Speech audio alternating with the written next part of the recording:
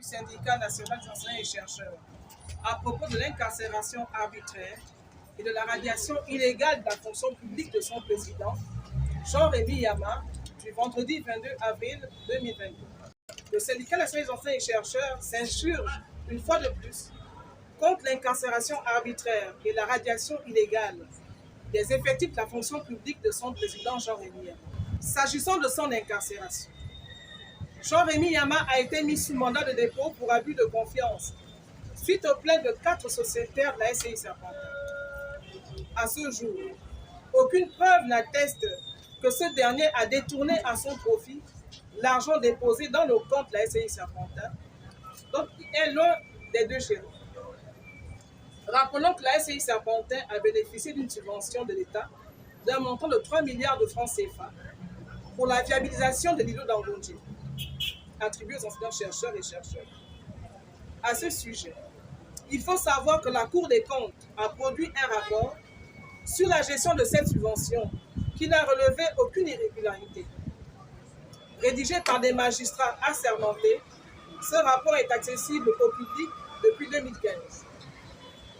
Or, aujourd'hui, tout laisse penser que les agents de la Direction générale des contre-ingérences et de la sécurité militaire, communément appelée B2, voudraient rouvrir le rapport de la Cour des comptes sur la dite subvention.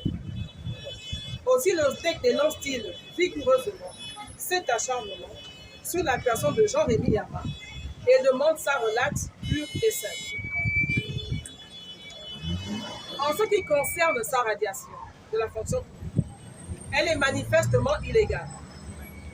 Conformément à l'article 9 de la loi 18/92 du 18 mai 1993, fixant les conditions de constitution et le fonctionnement des organisations syndicales des agents de l'État, qui prévoit des facilités d'exercice de droit syndical, le président Jean-Rémy Yama, en sa qualité de président du SNEC et de la Confédération syndicale d'amis militaires, dont les sièges sont à Libreville, a écrit au ministre de l'Enseignement supérieur pour demander une affectation à l'École normale supérieure, où il existe un département de sciences physiques.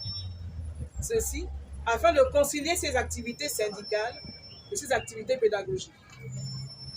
N'ayant reçu aucune réponse, Jean-Rémy Yama a renouvelé sa demande le 10 octobre 2021. Comme les demandes précédentes, celle-ci est restée sans suite. Par ailleurs, plusieurs recensements ont été effectués pour les personnels enseignants de l'enseignement supérieur, notamment en 2017 et 2018. En outre, un recensement biométrique des agents de l'État a eu lieu en 2020. Ces différents recensements exigeaient la fourniture d'une attestation de présence au poste. Quel crédit accorder alors à l'allégation de 6 ans d'absence du président Jean-Rémy Yama à son poste?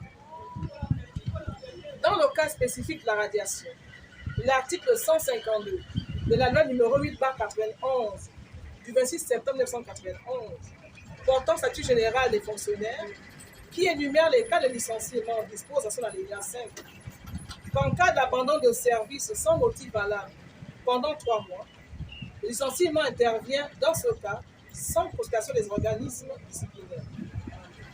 Néanmoins, cette loi adoptée en violation de l'article 47 de la Constitution du 26 mars 1991 ne peut pas être appliquée à Jean-Rémy Yama.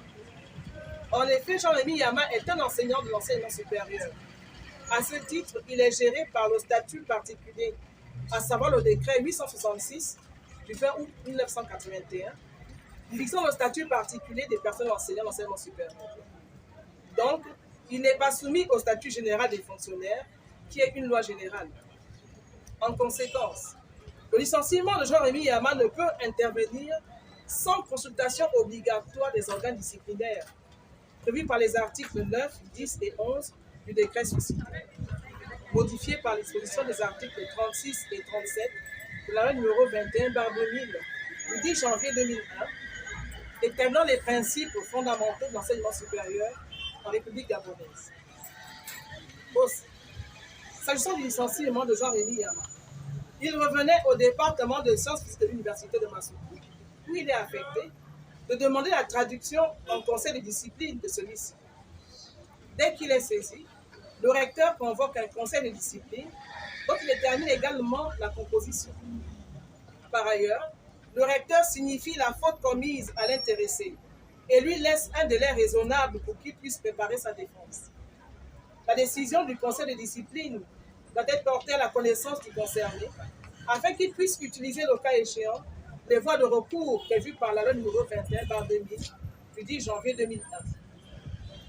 De surcroît, la décision de son licenciement prise par l'autorité administrative compétente doit lui être notifiée. À ce jour, il n'existe effectivement aucun acte de radiation. De ce fait, sur quoi s'est fondée la solde pour couper son salaire? Pour la radiation de Jean-Rémy Yama, ce sont les agents de la Direction générale des contre-ingérences et de la sécurité militaire B2 qui, sur ordre du procureur de la République, sont allés s'enquérir de ces états de service auprès du recteur de l'USTM. A-t-il commis un crime ou un délit pour que le procureur s'en mêle? Le procureur, qui est un haut magistrat de la République, semble ignorer que Jean-Rémy Yama est un agent public, membre d'un corps régi par un statut particulier, notamment le décret 866. De plus, la loi numéro 21/2000 du 10 janvier 2001 dispose en son article 45 que les universités appartenant à l'État jouissent de la personnalité juridique et de l'autonomie financière. En s'immisçant dans les affaires relevant de l'autonomie de l'université de Massoukou, le procureur a enfreint la loi du 10 janvier 2001, déterminant les principes fondamentaux de l'enseignement supérieur République gabonaise. Au regard de la violation des textes fondamentaux en vigueur dans l'enseignement supérieur, il apparaît clairement que le gouvernement s'est placé sur le terrain politique pour licencier Jean-Rémy Yama. Pour toutes ces raisons, l'OSNEC exige la réintégration sans délai de son président dans les effectifs de la fonction publique. Pour le bureau du SNEC, la vice-présidente, je vous remercie.